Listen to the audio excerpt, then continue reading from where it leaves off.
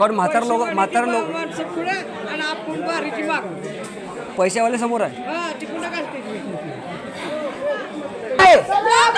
कोणीच चार काय दाखवतोय मी 4 तास मध्ये नाही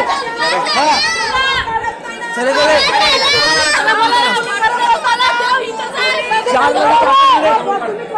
चल चल चल ताई कॅमेरा चेक करा. जय जाऊ मित्रांनो, आज मी खेड मतदारसंघामध्ये पुणे जिल्ह्यामध्ये भीमाशंकर इथे आलो होतो. आम्ही जवळजवळ 1 वाजता दर्शन बारीमध्ये लागलो भीमाशंकर मंदिर संस्थानमध्ये.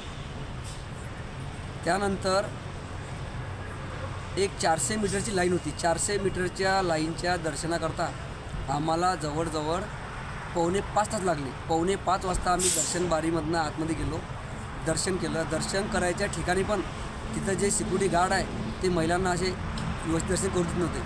त्यानंतर मी बाहेर आल्यानंतर तिथल्या सिक्युरिटी गार्डना विचारलं, पूजाला विचारलं की बाबा ही दुसरी लाईन कशाची आहे.